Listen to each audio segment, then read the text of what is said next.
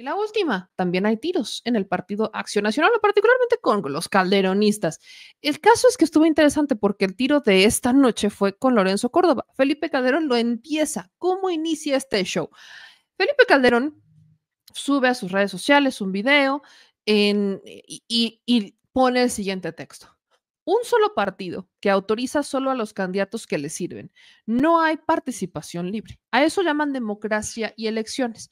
Por cierto, la arbitraria negativa sin causa real alguna al registro de México Libre fue iniciativa y decisión de Lorenzo Córdoba y Ciro Murayama y otros consejeros, que en eso no fueron demócratas.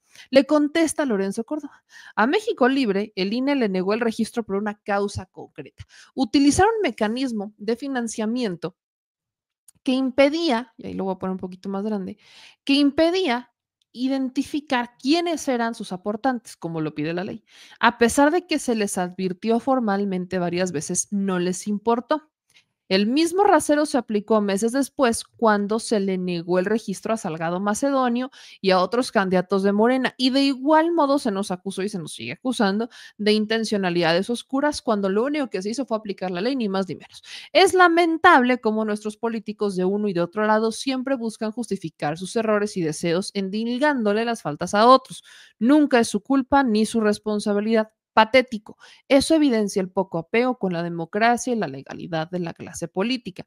La propia Margarita Zavala le contesta, se nota que ni pusiste atención a la sesión en la que cometieron esa violación a los derechos políticos.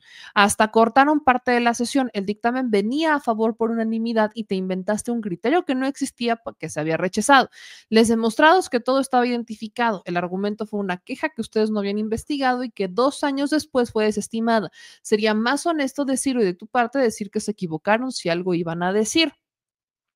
Luego Calderón dice, mientes Lorenzo Córdoba cuando dices que no se podía identificar a los donantes.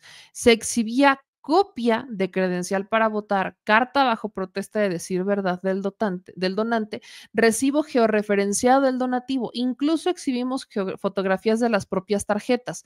Eran los donativos más rastreables en la política, dadas las facultades de fiscalización del INE de que haberlo necesitado hubieran podido usar. No hay excusa. La causa que invocaron era que los donativos de tarjeta de crédito mostraban solo 4 dígitos, lo cual deriva de una norma bancaria. Jugaron conforme a los prejuicios ideológicos y de sus intereses, no conforme a la ley. Y le contesta Lorenzo, lo que usted no dice es que la responsabilidad legal de identificar los titulares de las cuentas era de la asociación política, no del INE. Eso se les advirtió varias veces y no les importó. Ustedes querían que el INE les hiciera la chamba, no decirlo si es mentir, señor. Y hasta el hijo de Felipe Calderón contesta, vaya forma de mentir, el propio numeral 6 del artículo 72 del reglamento interior del INE establece que el secreto bancario que según les impedía identificar a los donantes no le es oponible al INE. A los únicos que les hiciste la chamba fue a los que te presionaron. Farsante. Y entonces dice Felipe Calderón, ¿con qué cara dices Lorenzo Córdoba que no identificamos a los donantes si exhibimos copia de su credencial para votar?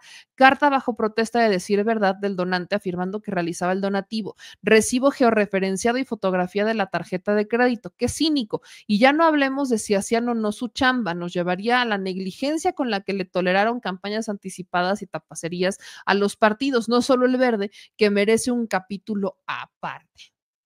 Aviéntense nada más esa en donde terminan de dimes y diretes entre Lorenzo Córdoba y Felipe Calderón. Al final, Lorenzo Córdoba ya no le contesta a Calderón en esta última parte, pero hay que recordar que el problema que se dio para el registro, o más bien no registro de México Libre, es que utilizaron estas aplicaciones para hacer los cargos de tarjeta.